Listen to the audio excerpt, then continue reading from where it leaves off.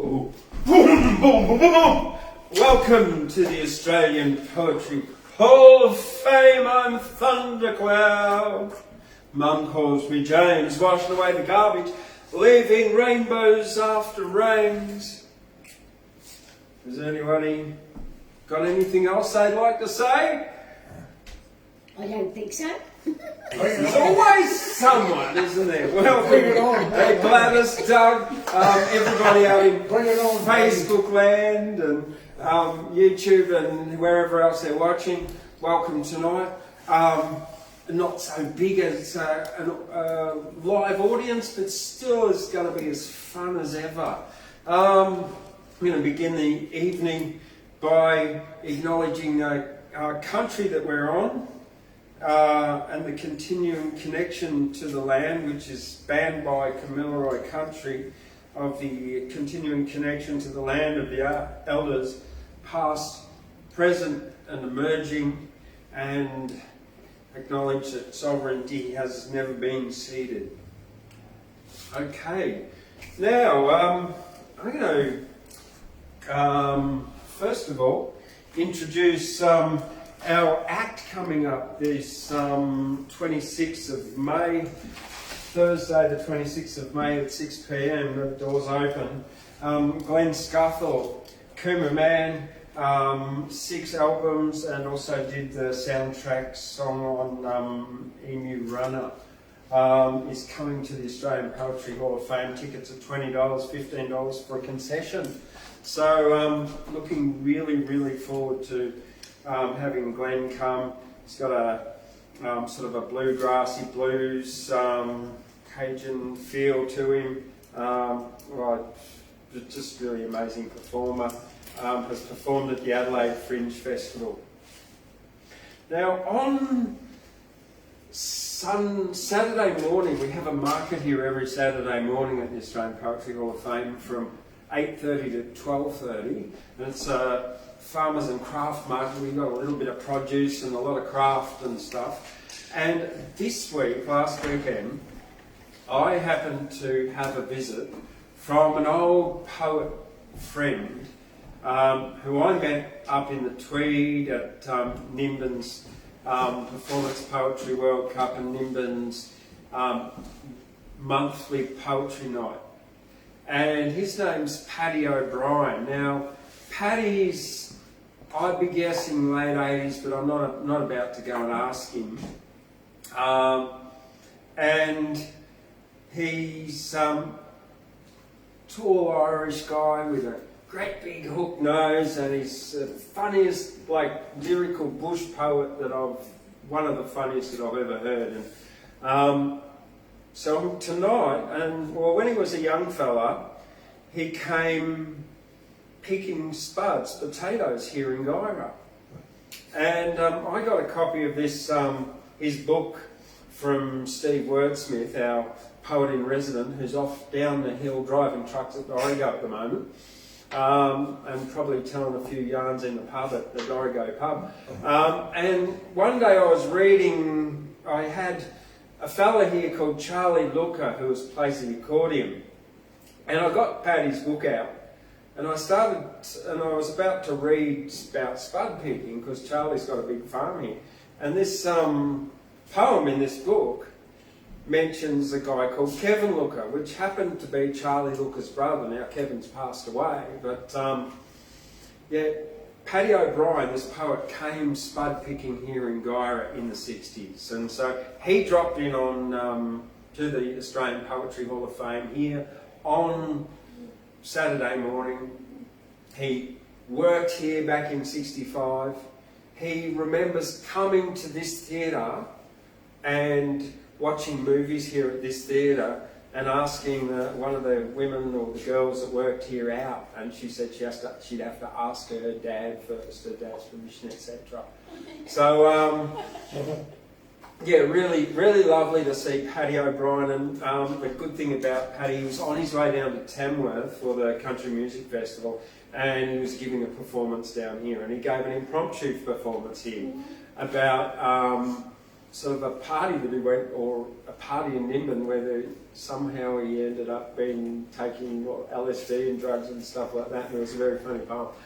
He's also done another one, and I remember some of Paddy's other stuff, another one where someone cooked a cannabis cake for the old people's home and they all were giggling and laughing and stuff. Tonight, so Paddy left me a copy of his book, a signed copy, and tonight I'm going to do 3 of his poems. From his time. There's about his time here. This one, they were written in like 99, 2000, but it's about the 1965. I met Herb and Dot Williamson back in 1965. I was 18 at that time. That was the year my father died. I knocked on their door up in Lackey Street. My clothes were worn, a patch needed in my pants, no shoes upon my feet. With only 2 pubs, Gyra was a town friendly and small. I asked Herb for a job picking spuds. I stood there lean and tall. Paddy's like about this tall. Herb told me of some other growers, Starr, Simpson, others I've long forgot. Said he had his team to pick his 80-acre crop. As I left his house, he noticed my clothes were worn and torn. A frown upon his solemn face showed that he was quite concerned. He called me back then. He said, "You can start on Monday. Past Ward's Mistake on Snowflake. You can pitch a tent there on Sunday." Picking wasn't easy that year, low tonnage because of the drought. Flies could carry you away. Herb offered us more money to try and help us out. Gordon Williamson dug the sabagos, then the bags now laid in the row. 10 rows to a land. Lenny Stanley said, "That's the way to go." Although the frosts were bitter, some years it even snowed. Backache part of the job as the Ford 500 arrived for the daily load. When the seasonal picking finished, to the pub we'd make our way to celebrate the end of another harvest and collect our well-earned pay. My life associated with the Williamsons I will never forget. I was treated like part of the family. Many a friend I made and met. And as we shook each other's hands and said our last goodbyes, Jim, Joe, Lenny, Duncan, and all the crowd told jokes and made up a few good lies. "I'll see you again, Paddy, at the pearly gates," jokingly Herb did shout. "St. Peter will be there, I bet, handing hot buttered potatoes out." Yeah. And that's that one there. Oh. It's actually O'Brien. Well, yeah. My family would have known him. Yeah. Because we're all born here, and would have probably seen him around. The older ones would have definitely remembered. This is a picture of Paddy for the audience out there in the Facebook land. I know Gordon Williamson, who he was talking about. He owned the Royal Hotel in Glen Innes. Yes, the Williamsons I knew well. Yeah, Gordy had it for a long time. Yeah. There's Henry Williamson and his wife, they lived in the ghost house. It was here. Alright, the next one here. So, he hasn't changed much, old Paddy. And the book's called Old Paddy on the Tweed by Paddy O'Brien. This one's called Gyra Spuds, and since we're in Gyra, why wouldn't I be reading this one out tonight? Spud picking in the 60s, seasonal work was a way of life. I learned to save my money, no family, no thought for a wife. There were pickers here from everywhere. Big George came from the south. Ricardo and Clancy somewhere up north. Them days we surely got about. I came from the Tweed like a lot of other blokes. We'd meet at the pub for a good old yarn. That's where we'd learnt most of our jokes. Spud picking was a hard old game. We worked then in bare feet. made our camp beside a gully. Our nearest neighbour's a flock of sheep. We set our galley near a water hole. There we washed and cooked our meals. The sun set low and chilly, shadows creeping across potato fields. Gordon put on the camp oven. The galley fire started to glow. Kevin Looker turned the tilly lantern up. Coffee cup and plates there in a tidy row. Spud's always with our main meal, lamb chops, steak or snags. We'd sit around the galley fire on a log, covered with one of Williamson's bags.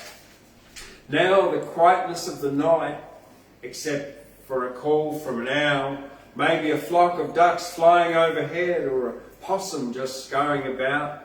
And so the campfire died, now cold, the little tilly lantern long turned out, a few snores from the old weathered tent, no street lights or cars about. Yes, another day in the boiling hot sun. Can't wait to get back to the tent. We live like millionaires out here, not like those city mugs, they're all paying rent.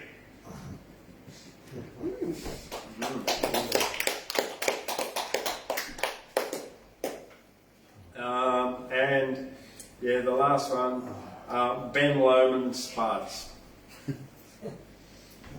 On the northern tablelands of New South Wales, there's spuds that grow as big as pumpkins, where the mist rises up to the mountains like the seas from the great Atlantic Ocean. I'll tell you, it was February 1965 when I ventured there for spud picking. Herb Williamson said to meet him at Ben Lomond where he was digging. And I found that things were tough in the black soils of Ben Lomond, where the Bolivia mountain joins the Mitchell River and wild horses there are roaming.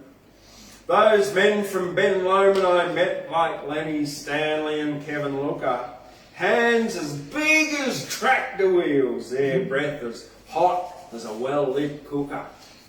One day, when the tractor broke down, they dug the spuds with their hands and drank whiskey all afternoon and swore, "Ain't life grand?" And if the lassie's that you're courting and she's sitting on, if the lassie's that you're courting and she's sitting on your knee, her cuddles so warm and loving, her kisses sweet as the ripe blackberry, then might your intentions be for marriage, nervous as you leave from Llangollen or Gyra, you can hardly hold your horse's reins as your hands, they are all perspire. For their fathers, so big and strong, flex your muscles when you arrive. You clear your throat and yell, "I'm here looking for a wife!" And if you're not misinterpreted, he'll know what you mean. You come to court his daughter, as pretty as you've ever seen. And that's the way they are up there, those tough folk from Ben Lomond, where the spuds grow as big as pumpkins and the wild horses there are roaming. And he's got this photo of a very, very big potato on the scales. It looks like it's as big as a pumpkin, yeah. All right, well, on that note, I'm going to ask Gladys Wilson to come on up. Right on. Our next Let's have some minutes. up-and-coming poet of pretty much, Gladys Wilson. It's not O'Brien. He could have been related to Dewey O'Brien that was here. But somebody would have known him. If he was from here, I'm sure that because the name's very familiar. Oh, he had a Jim O'Brien with his brother, I believe. Yeah. From the Tweed. He still lives in the Tweed Valley, just up from my sister. Yes. Yes, well, I knew Dewey O'Brien and his family years ago. It's up from my sister. I have got all of this stuff here. Oh, James, I don't know. Don't deserve this. Yeah, mind me a minute. Yeah, okay. Well, this is an old homestead and it's just called Hayden Rest. And I think Rest Hayden is the name of a nursing home, which I'll probably go into after I finish up here tonight. But anyway, yes. The historic homestead is surrounded by the beauty of tall pine trees, and late in the evening all sway to a gentle breeze. But this stately old manor has stood silent over many years. Now to see this once grand masterpiece would bring you all to tears. The doormat that's at welcome, looking all shabby and worn, left there and forgotten, only to sadly mourn. A polished marble staircase that was kept so spruce and neat, now stands alone in silence, no longer the patter of feet. The chandelier that brightly lit up the large hallway nearly every night, now covered in dust and cobwebs, where once would shine a light. A rusty windmill squeaks and rattles from the howling winds at night, while the silver moon sailing above shines a guiding light. Weeping willows along the creek bed gracefully bend inside, as the river in all its glory peacefully flows on by. As daylight hours draw to a close and evening shadows fall, the only sounds that you will hear are from a night owl's call. A bell that never rings, and wolves sound out their eerie cry, as the faded curtains on the windows sway their last goodbye. The old homestead, once thought by many though, is nothing but the best, and weary travellers all passing through just call it Hayden Rest.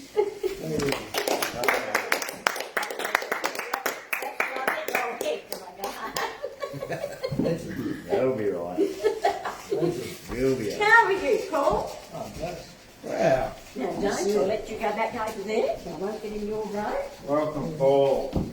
Okay, yeah, well, did mention earlier on the day, today is what's known as 420 Day, an international day to talk about Prohibition and the effects that the drug law has on people, the war on drugs, locking people up for medicating. When we've got coffee, tea, chocolate, sugar, all legalised drugs in this society where people don't get locked up for. Now, back in 2017, I arrived in Nimbin for Mardi Gras, and my bus broke down there and I had to get some work done to get it fixed, and 6 weeks later I still hadn't got it fixed, and I went for a run 6 o'clock in the morning into town, and there was a young fella who was 26, Daniel Longsleeve, OD'd on the ground. And so I began CPR and tried that for a long time, and the ambulance and police came and they couldn't resuscitate him either. And so I ended up sticking around Nimbin. It was pretty traumatic for me because I really got to know Daniel. He had arrived the same day I had in town, and was an artist, and he just got an art grant for to do his art for $5,000, and yeah, he was all excited about that and stuff. And the last time I saw him alive was like a Friday night at Drumming Circle. But with that prompted me to stay on in Nimbin, and I met someone, we opened a restaurant there, and write a lot of poetry about the drug war and what I witnessed there for the 2.5 years that I was living there. So much so that it prompted me to put it into a book, Poetry to End Prohibition, and this is the 4/20/2020 edition, published 2 years ago when I first arrived here in Guyra from Nimbin.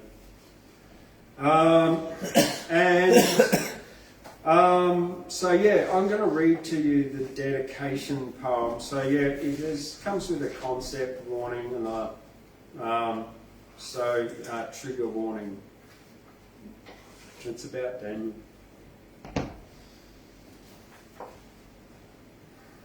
Daniel Longsleeve, it's called. Started on a cold Friday. The drumming circle, dance and play. All the families gathered round, barefoot on the cold, hard ground. Drummers drumming, having fun, stomping. Feet goes, down goes the sun. Fires burning in the parks. With shooting stars and burning sparks. Rhythmic hands all beat it out. Drumming circle, dance about. And even on a Friday night, drum and dance by firelight.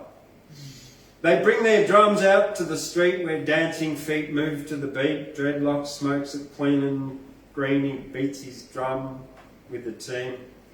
Down by the fire at the oasis, there's lots of friends and friendly faces. Try this hit, it won't hurt you. He overdoses, starts to spew, starts to walk to hospital. I'm ODing, he starts to call.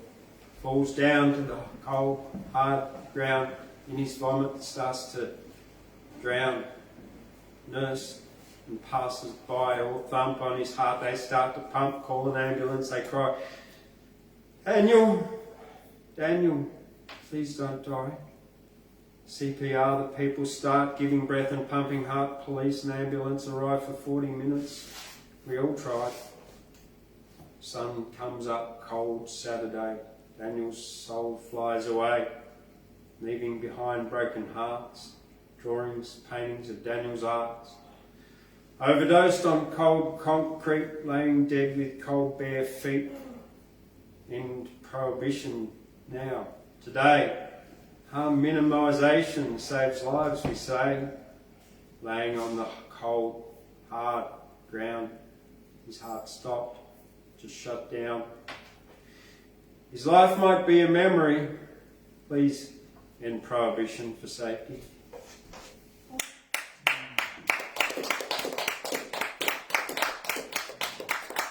This is where I get to say my political shit and be political. Like Portugal adopted a harm minimisation, no prohibition, legalisation approach for all drugs in the year 2000, 2001. For over 20 years, their model's been highly successful in getting rid of drug crime, of saving lives, of ending the number one problem of prohibition is fear of truth. Fear of truth is what prohibition does, and it pushes people to hide their substance abuse issues so they don't get help. And for those 2.5 years I lived in Nimbin, I never really saw... No, what did I see? I saw a lot of people self-medicating trauma.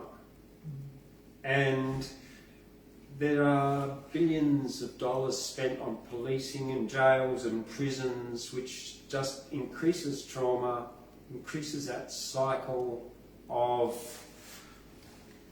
abuse and state abuse and institutional racism that goes all along with that, and sexism, etc., etc. So, look, if you're going to... We've got an election coming up, so yeah, I'm going to get political for once in my life. We've got two major parties that have done sweet FA, and it's probably about time they got both a kick in the arse. And if we use our preferential voting system and put them both last and second last, all right around this country, and put in some, maybe, they might be radicals like Green or Palmer or one of those other crazy, as some people might call them, parties, but at least they're going to have to negotiate, and we might get some decent change in this country if we can give both Labor and Liberals a shock. And if I'm going to be political, I'll say, yeah, we've got to vote and put them last, both of them, and second last, and that's all we can do. If we're going to change what's entrenched cronyism, left-right-wing cronyism through our optional preferential system. So it's the only way we can interrupt that is actually to vote them last after so long, because I don't know about you guys and everyone out there, but I trust politicians not. It's like that, yeah. But at least if we can get rid of and give these corrupt ones a shock, that institutionalise their thing, then great. So yeah, end Prohibition, 420 day. And now, as I said, it deserved a trigger warning, that one. I'm going to invite Doug up here because Doug's got some good stuff to say, and I love Doug's. Doug's learning.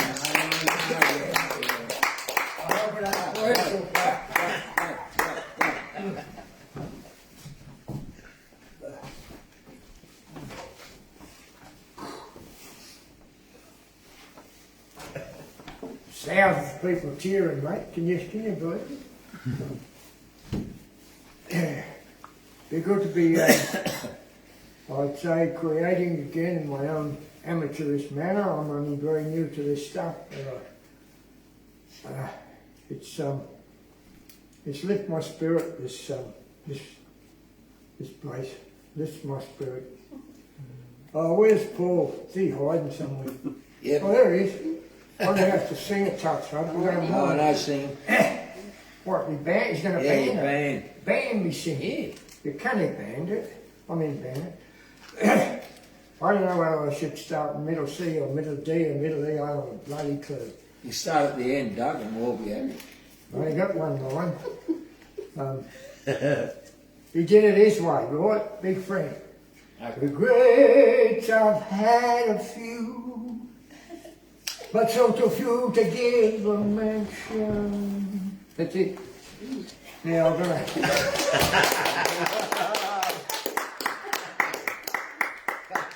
Good idea. Come on, Frank. Don't want to spank the dead, but these regrets are wrong ways, brother. They will kill you dead. Oh, actually, the title of this poem is Regrets Are Bullshit. Personal stuff. I don't think it's political. Jack Lang, a feisty Labour man, pastime leader of the New South Wales clan, he told us clear in words that last, you can always justify the past. I cannot change or fix one bit. I can analyse right or wrong. That will only sing a bum steer song. We shouldn't have, but we did. Sorry, don't work. That's only a lurk. How can I learn to be freed from this cycle of never-ending BS and conflict? Regrets won't do it. Will send me round the bend. I and you sign up for this.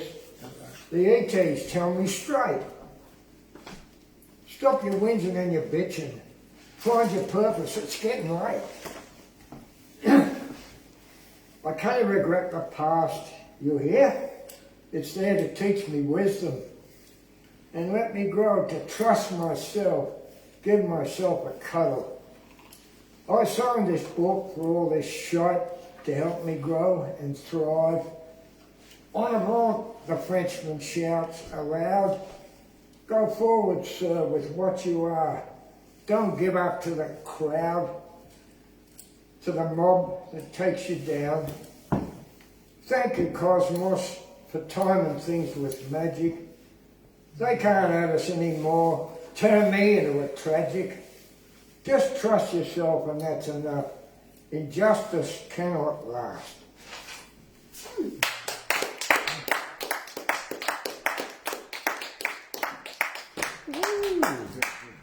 My goodness. I wasn't sure what I was going to do, but hey, since we got an election coming up, and I usually do this to music, but I won't. Thank you very much, Doug. Thank you for your awesomeness, always, as always. Thank you. You know, Doug actually sits in the Seahorse Medicine Cafe out there often and writes these before he comes up here too. So, So that bloody yucky give me makes me feel good. Yeah, Seahorse Medicine Cafe, vegetarian and vegan food here at the Australian Poetry Hall of Fame. And Yukai Bastion Lane coffee with a punch, hey Paul? It's got a punch. It's got a punch, yeah, definitely. All right, this one's called Burn the Parliament. It was written during a 2018 Mardi Gras organising meeting when Michael Balderstone suggested that we burn a replica of Parliament, and everyone in the meeting cheered like pirates. So most of us looked like pirates too, because it was like moving and moving. It was a very smoky atmosphere that day, every day.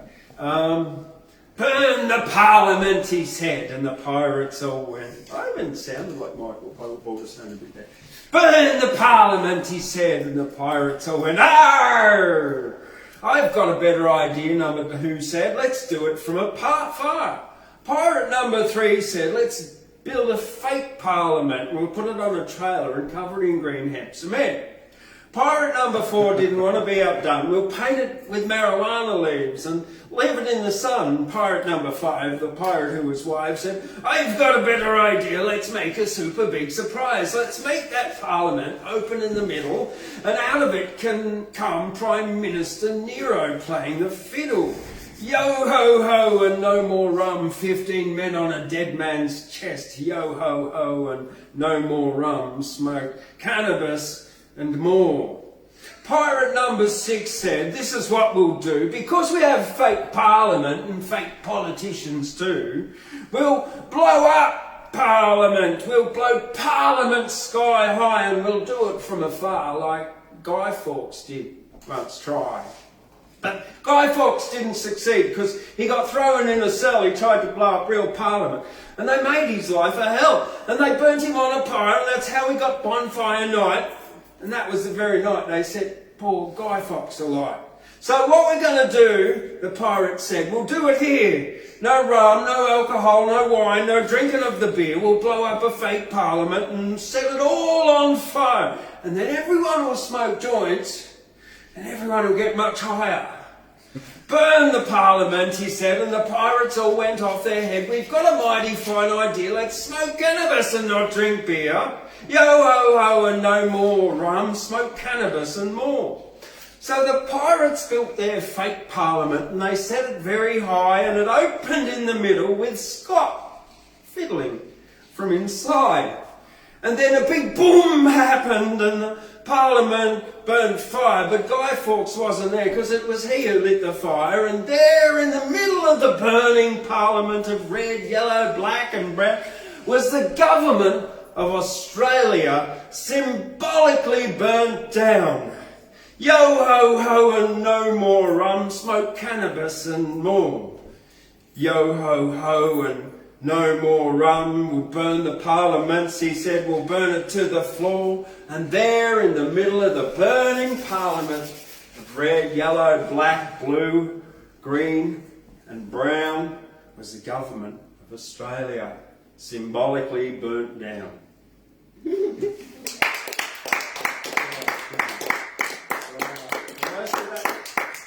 of that bit of poetry was written while I was in that meeting there. Sitting back, just listening to them, writing away as everything sort of happened and panned out. And it's pretty much kind of happened a bit like that in a sort of a way, but most of it at the end didn't happen at all. Other things were more important. All right, well, on that note, I am going to invite our old mother of ducks, Rob Baker, on up here. Come on, Rob. You got your Maloka done? Ooh, okay. Good. Would you want to chair or not? Oh, stand. Stand? All right. Stand it in it. Stand it.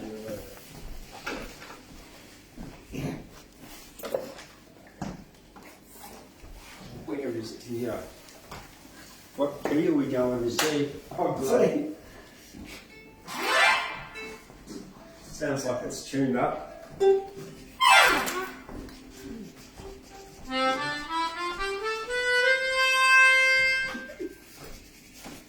are we playing? Botany Bay. Farewell to old England forever. That one.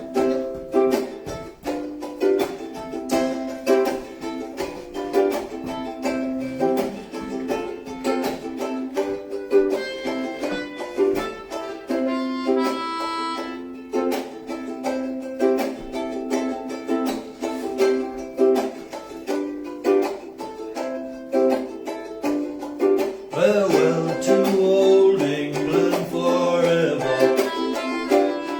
Farewell to my uncles as well. Farewell to the well-known Old Paddy,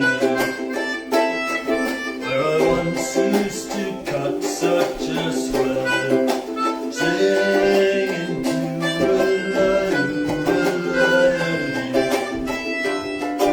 a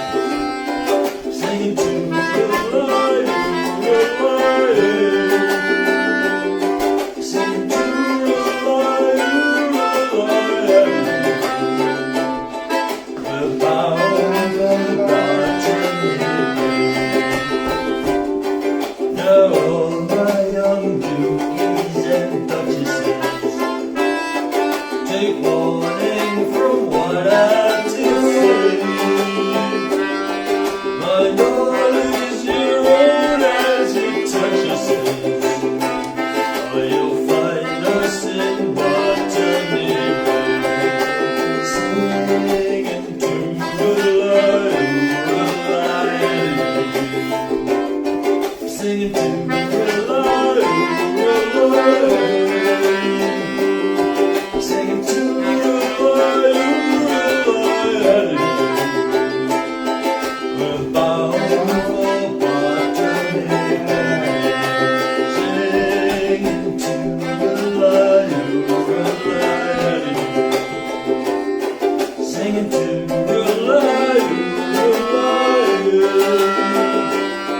singing to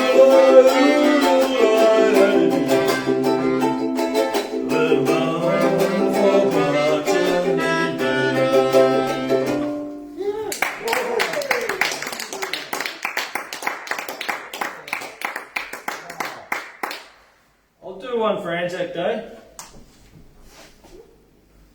Oh, I have no idea of what this is. I've never. C major. Same chords, Yeah. just frail C.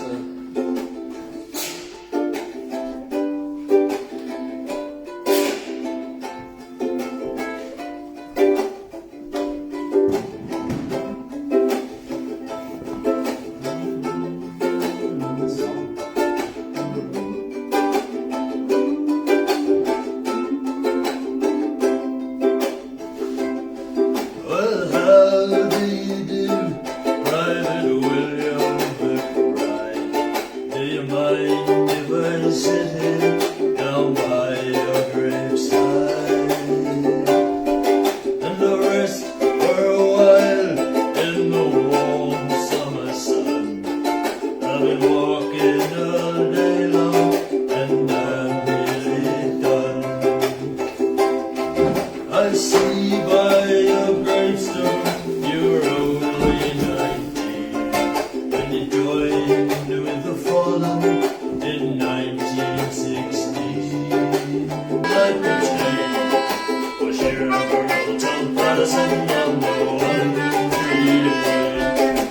All among the wolves, all among the keep your eyes full eyes, keep your eyes full. I can no respectable times whenever I like to try. And around the country as a first jack from Glendigan. Even up the Lachlan and a dust on this creek. And once around Virginia shed and booted in a week. But when Gabriel blows his trumpet, lads will catch them all in train. And push Earl Tom Patterson on the 1 tree lane. All among the wolves, all among the wolves. Keep the blades full, boys, keep the blades full. I can do a respectable tires up whenever I like to try. You know, around the country as Flash Jack from Gun the Guy. You know, around the country as Flash Jack from Gun the Guy. They know me round the back blocks as Flash Jack from Gun the Guy.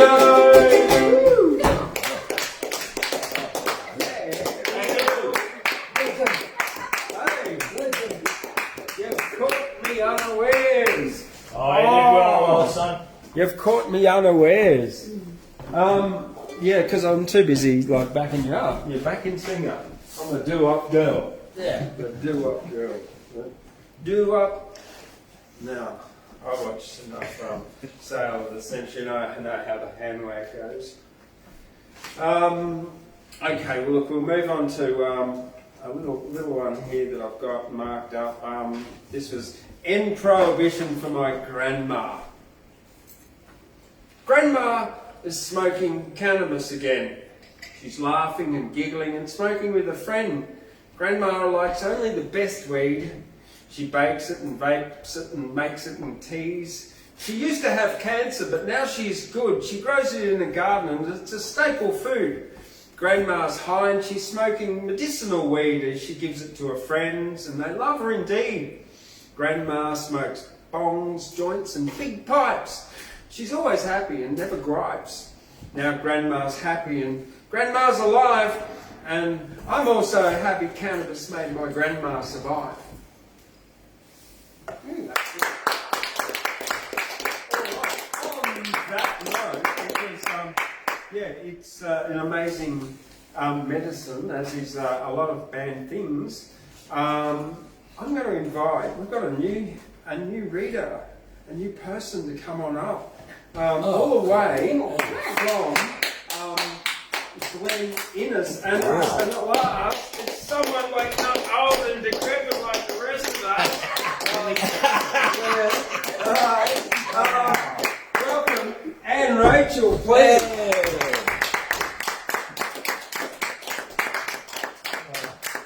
Read off my phone because that's my generation. Yeah. 1, 2. I write on my phone mostly. Yeah, It's good. And Yeah. I started doing it last year and I haven't stopped. I wrote this a few days ago. I was having a very weird day up here, and I lay down, and then the lines just came to me, and it all fell out at once. It's called Universal Heart Condition.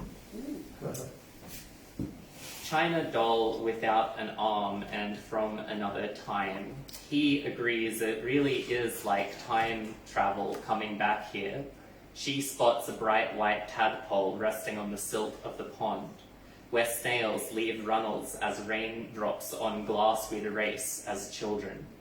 Fearful of predators, she suggests putting it in a tank. It seems fine, living under a rock, most of the time. It seems fine. Then schizophrenia, a crime living in the stomach of all we can't. I can't go on drinking spirits. They talk of the Moscow mule and its kick while the Moscow sinks into the Black Sea. Could we hope we're all too broken to fight? Hot air for ballooning well and truly off the ground. Imagine a child hugging a tree, her arm ripped free. They, it, we put me, her, me in a tank. The doll is from another time.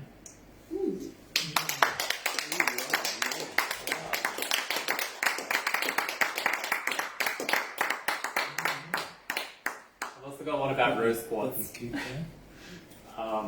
which I've got a science background, and then crystals just help. Anyway, they're great. Pink with aluminium and titanium as aircraft are built from. I can't get my feet to feel welcome on the ground. The rose quartz, size of a tomato, is warm from my chest. Silicate tetrahedra, beyond counting, should be in there. Imagine them, warm from my body. So much is made of what's inside a thing, as though the earth is something we press down into it. As though we are something you press into it.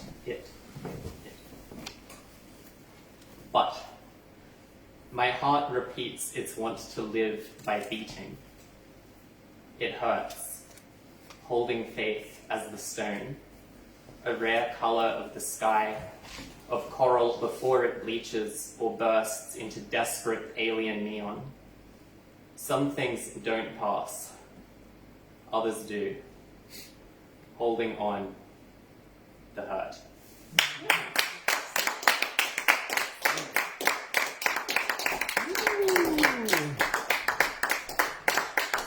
Well, congratulations on your first reading here at the Australian Poetry Hall of Fame. And your enunciation. Like, yeah, really well projected. Yeah, thank you. Yeah, excellent. That deserves another round. All right, well, I'm not going to do one this time because I'm going to invite Old Faithful up, Paul Wood.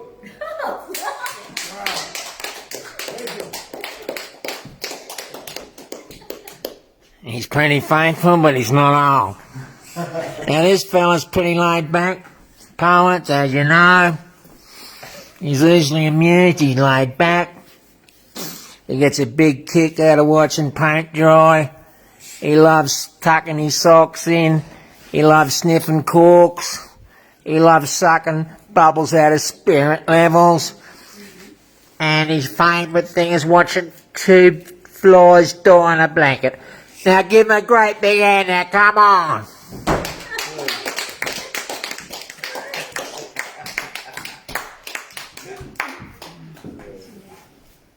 Okay. Now, you might remember last week, if your memory's okay. I know yours isn't the best, James, but you'd remember, Gladys. Yes. That I was blowing on a heavy duty. I was aerating on about the Great Bellini aria from Sonambulla.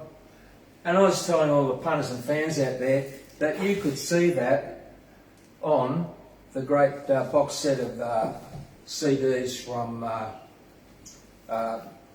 Richard Bonny, and of course that particular song wasn't on the set roll.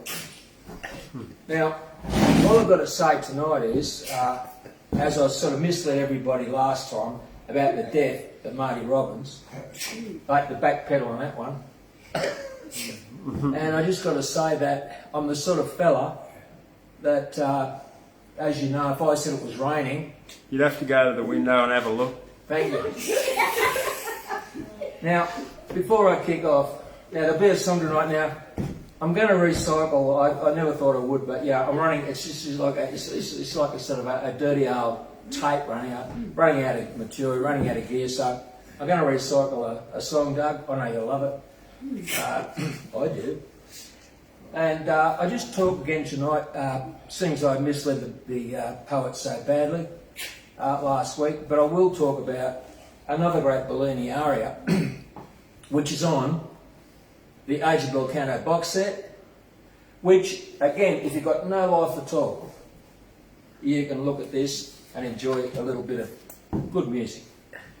And if you're a non-opera person, it's only 3.5 minutes of tone.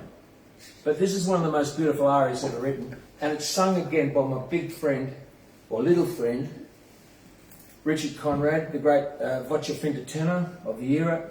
He's passed on. He was a young man then, but he's gone. Joan's gone. I think that Marilyn Horne's still with us, the great mezzo of our time, the great contralto. And on this particular one, this is an aria called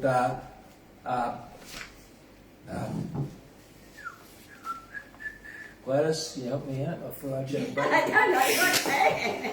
well, Haggard's going. That's got Angela Pacha. And what happened in this aria, this opera was called Beatrice the Tender. I think you would say that, Beatrice di Tonde, but Beatrice the Tender in English, we think. We don't know. If the professor was here, he'd know. And it's a tragic story, or a terrible story, about a love triangle, an innocent woman, an innocent guy, a bird in love with the wrong guy, a sneaky duke, betrayal, adultery, jail, torture, and all the other things that happen in Guyra on a regular basis. So in the story, Beatrice is married to this fink called Filippo, and Filippo is jealous of his wife because she's got her power. She was previously married to a very good man, and he's quite jealous. And of course, the hero, Orambello, goes to Beatrice and declares not love but allegiance, because there's problems in the court. And of course, a very jealous woman writes a note and betrays the couple as adulterers, and of course they're condemned to death, as it happens in these operas. And at the end of the opera, at the very end, the three of them, the two women, sing a beautiful aria, and that's called what do I call it? I forgot again. Jesus. Oh, Shit Creek. You know, Shit Creek. That's it. The opera's called Shit Creek. I love it without a pedal. So they sing this great trio, and Angel of Pace, Angel of Peace. And of course it starts off with a beautiful light tenor voice of Richard Conrad. And then of course there's Joan Sutherland and Marilyn Horne. And that's 3.5 minutes of beautiful singing. So if you look that up, and again, that one definitely is on Age of Belcanto, the 3-box set, put out in 1964. but you can see it on YouTube. Once upon a time, all the suckers that like that stuff had to buy it. So at any rate, What are we going to get, brother? well, you're going to get a joke. Now it's coming up. There's a Oh, joke. No, there's a joke coming up. again. No, I've decided I'm going to throw a few gags in. It's too serious. Like all this stuff's too serious. And look, this is regarded as one of the world's worst gags.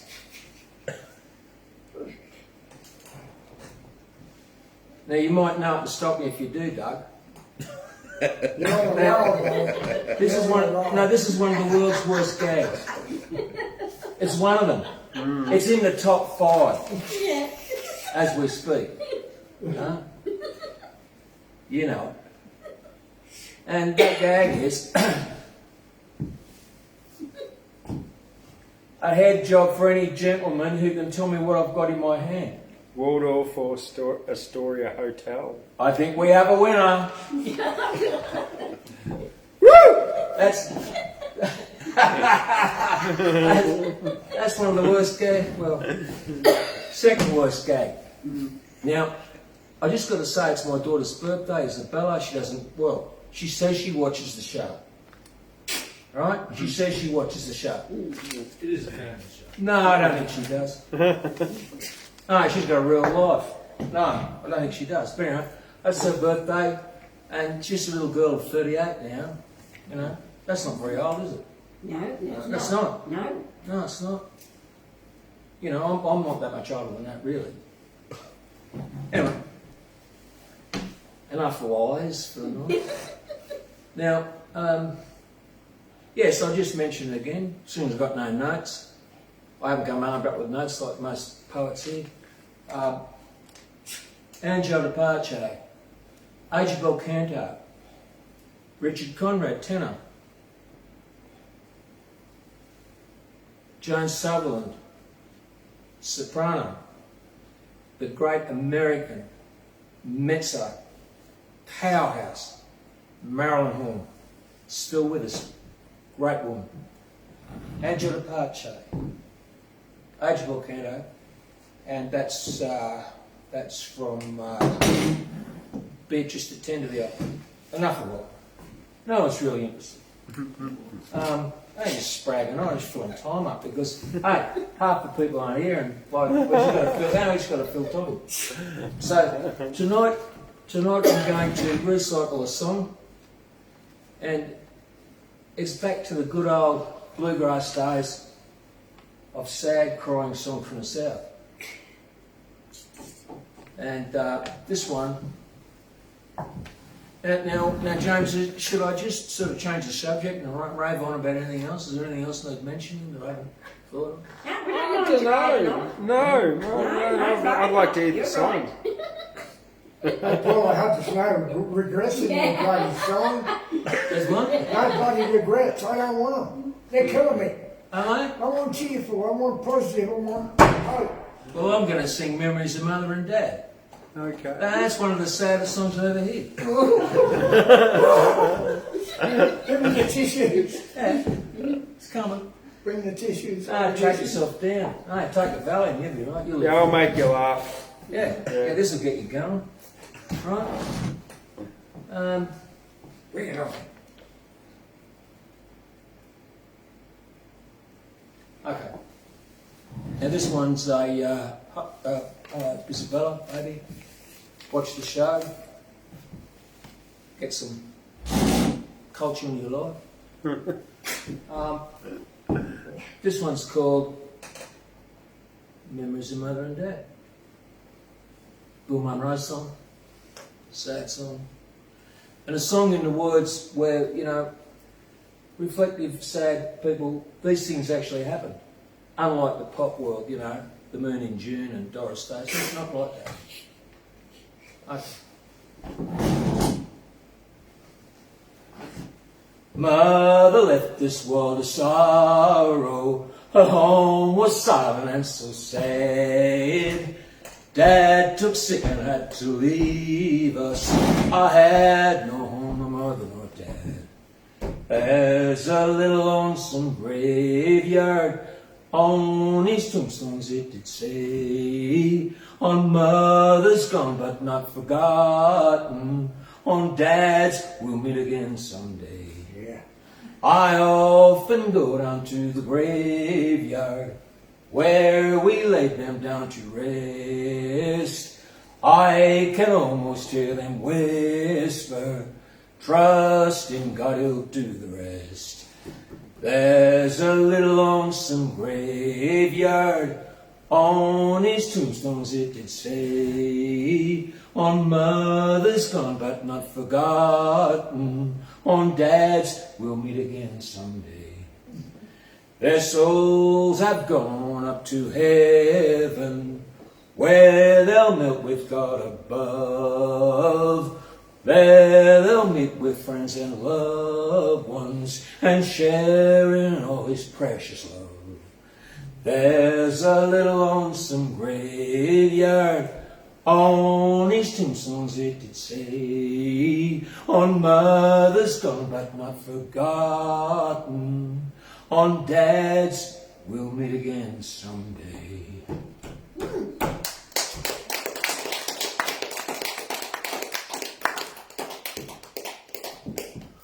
Take it away. All right, I better get a bucket.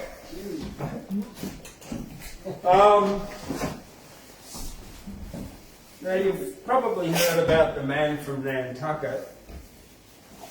No, we haven't. No, we haven't. Well, I'd led a sheltered life, wouldn't know. there once was a man from Nantucket who tried to lift himself up in his bucket. He pulled and he pulled, but it was no good, so he got out of the bucket and said, fuck it. What? I know.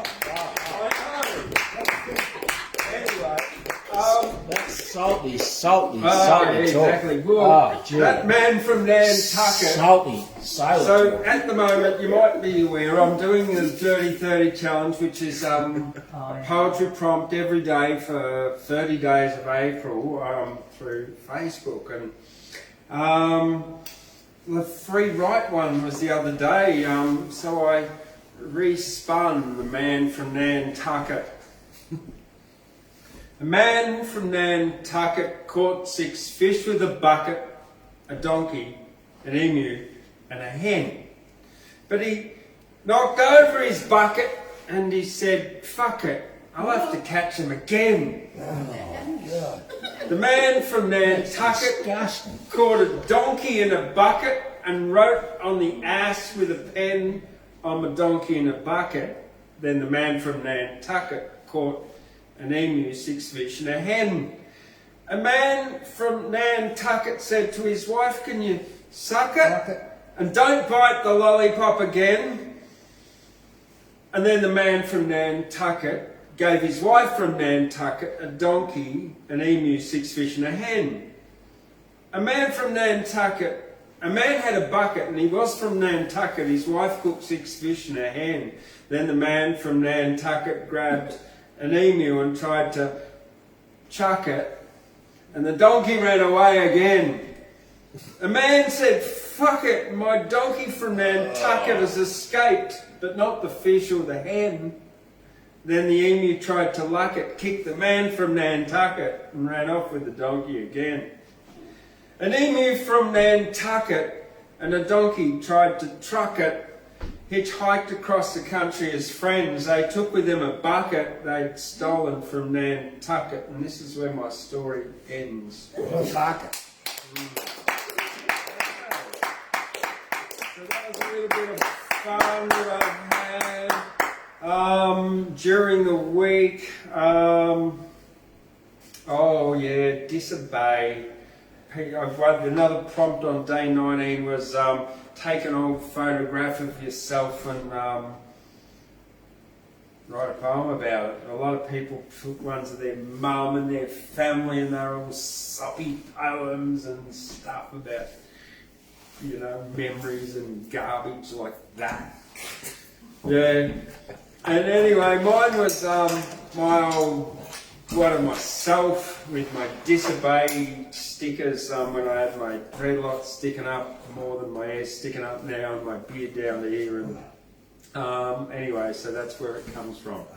In between black and white there are many shades of grey. Upside down, right way up, to obey or disobey. If you go to the convention centre, everything is fine for those who stand in line and toe the party line. Repeating dogma, learned from media, schooled in verses, legislated and mandated in orchestrated curses. The blind lead the blind and the blind end up dead. Why would I always obey what the government said? In self-governance I take full responsibility for my actions, not governed from afar by left or right-wing factions. There's one final thing that I have to say. If it's beneficial, then obey, but if it harms you, then disobey.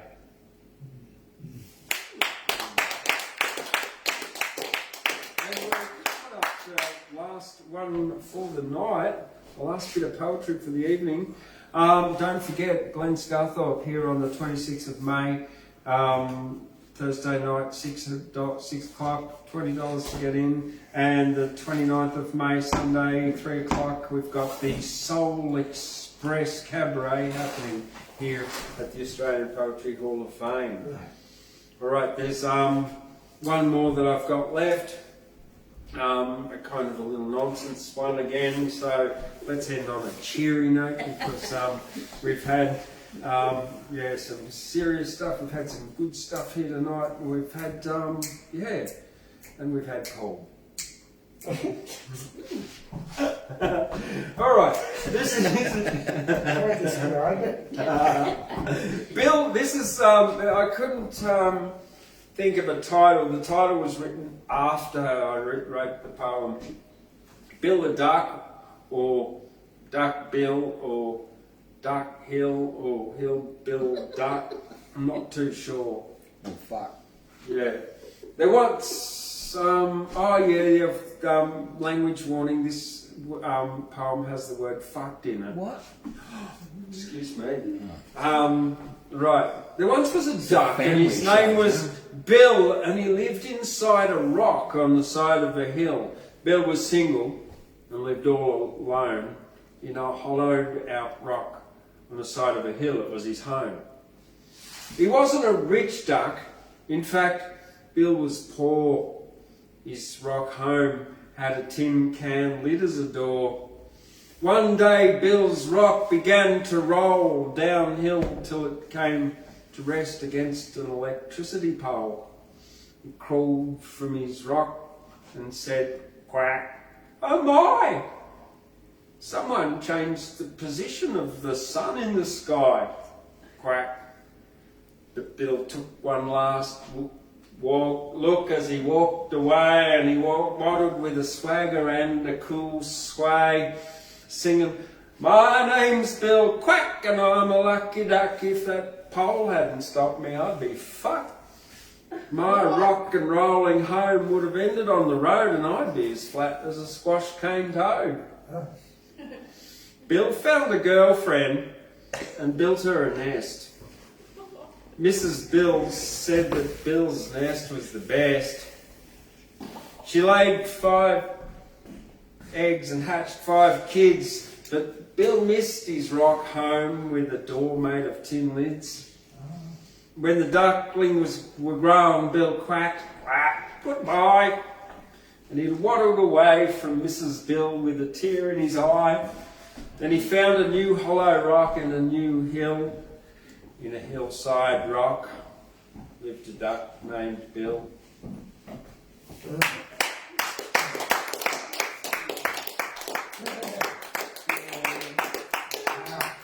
little happy one about Bill. Bad language night tonight, folks. Yeah, absolutely. James, well, thank you very much, everyone, for coming, for tuning in out there in Facebook, YouTube, and everywhere else on the interwide web. Thank you for coming all the way down from Glen Innes, and Rachel, Rob Baker in reverse order. Paul as well, Doug, Scott, Gladys Wilson, myself, yours truly, Thundercloud, washing away the garbage, singing rainbows after rain. Does anybody know Some fella called James? No. No. No. Okay, good. Never heard. Like, subscribe, give it a thumbs up, and follow and everything else. See you later.